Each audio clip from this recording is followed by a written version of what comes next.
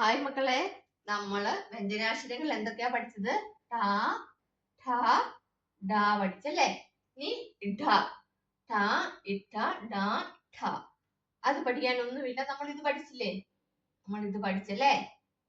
ഇങ്ങനെ എഴുതിയിട്ട് ഇവിടുന്ന് ഇങ്ങനെ ഒരു കുരുപ്പ് കൊടുത്തു കഴിഞ്ഞാൽ എന്തായി? ഠ. നോക്കൂ, ഠ. ഈസി അല്ലേ? ഠ. അതായത് നമ്മള് ടാ ഇട്ട ഡാ പഠിച്ചല്ലേ? ടാ ഇട്ട ഡ. ഠ. ഠ പഠിക്കാൻ എന്ത് ചെയ്യുക?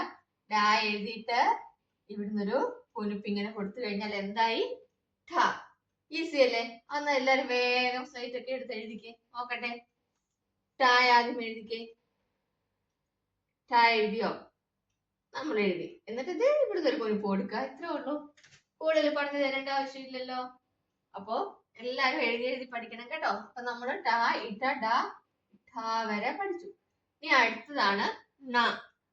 നമുക്ക് അടുത്ത ക്ലാസ്സിൽ പഠിക്കാം. അപ്പൊ ഇതെല്ലാരും എഴുതി പഠിക്കണം കേട്ടോ. കൂടുതൽ പഠിക്കണമെന്നുണ്ടെങ്കിൽ മെസ്സേജ് ചെയ്യുക. അതേപോലെ നിങ്ങൾ പഠിച്ച വർക്കുകളൊക്കെ ഞാൻ കാണണമെന്നുണ്ടെങ്കിൽ അതും മെസ്സേജ് ചെയ്യുക കേട്ടോ.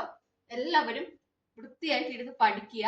പഠിച്ചു കഴിഞ്ഞാൽ തന്നെ നമുക്ക് വേറൊരു ട്യൂഷനോ കാര്യങ്ങൾക്കോ ഒന്നും പോകാതെ നമുക്ക് ഈ ഒരു ചാനല് ഫോളോ ചെയ്തിട്ടുണ്ടെങ്കിൽ നിങ്ങൾക്ക് വേഗം അക്ഷരങ്ങളും ഇംഗ്ലീഷ് അക്ഷരങ്ങളും ഹിന്ദി അക്ഷരങ്ങളും മലയാളവും മാത്സും ഒക്കെ പഠിക്കാൻ വേണ്ടി പറ്റും കേട്ടോ. അപ്പോൾ എല്ലാവരും ഫോളോ ചെയ്ത് വെക്കുക. അടുത്ത ക്ലാസ്സിൽ കാണാം. ബൈ.